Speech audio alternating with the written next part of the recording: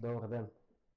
Днес ще ви покажем един истински апартамент на соца. Намираме се в ЖК Здравец в град Ловеч и сами виждате състоянието на имота.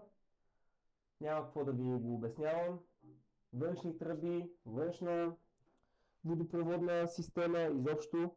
Ако сте ми следили страницата, допреди може би 6 месеца имахме още един апартамент, където имаше около 6 крана, 10 тръби и се чуди човек как да се изкъпе. Представете си, значи от тук му пуснеш вода, от тук му пуснеш вода. Изобщо вода му пуснеш всяка. Имаш маркуч за източване, клекало и тук някакви други тръби. Това е за капковото напояване. Значи ще да е. Това е нещо като килерче, можете да си сложите нова пералня или да си държите бутушите. Така, коридора. Мира, колко квадрата е апартамента? 70 квадрата, нали? Да. Много интересно е такова нещо, така Библия, помните ли? Понеже аз съм 90-та година и имаше в Плевен едни още по-големи дебели указатели и тук накрая имаше едни интересни телефони, на които можеше да се звъни. За приказки говоря. Да. Тук имате нещо като всекидневна с радиоточка. Представя си, ядете си мръвки с лук или яйца на очи или яйца на вестник и си слушате радиоточката. Ще бъде доста интересно, но пък апартамента си е 70 квадрата и можете да си сложите леглото където искате. Включително и във всекидневната. Въпреки докъдето си лежите, тук да си печете агнешкото. Между другото печка не видях, малко по-надал.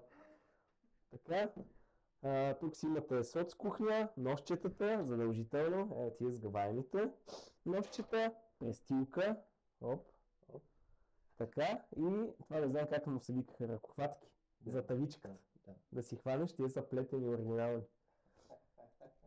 Така, маса, столове, прозорец голям, като в училищата и да си гледате детската градина. Ако имате малки деца, между другото, локацията е доста интересна и можете директно през входа да ги прекарвате. Мисля, че и в квартал има и голямо училище, нали така? Да. Тук можете, ако съборите абсолютно всичко, да си направите една голяма всекидневна. И тук е спалня.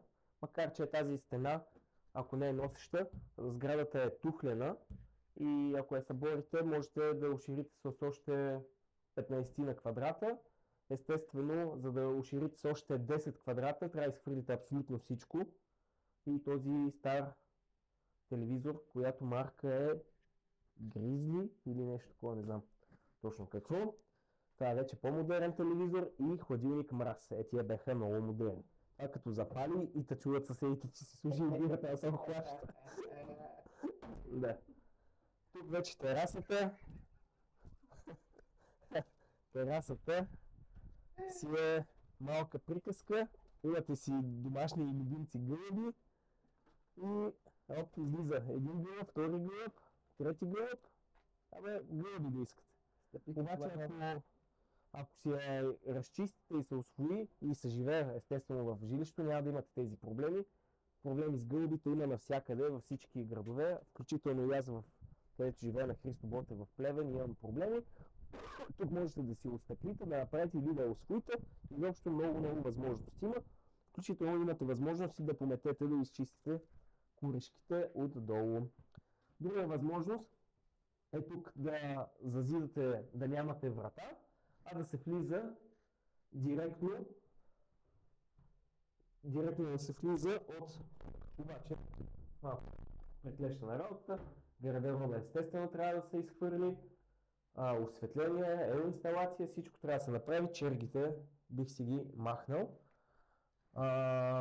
Така, набързо да продължим, имате килерче и едно от най-интересните неща е гледката тук. С тази гледка и ще завърша. Ако се интересувате от подобен апартамент в ЖК Здравец, в Ловеч, можете да ни потърсите. Ако не ви харесва точно този апартамент, имаме още десетки оферти, които ще ви покажем. Успех!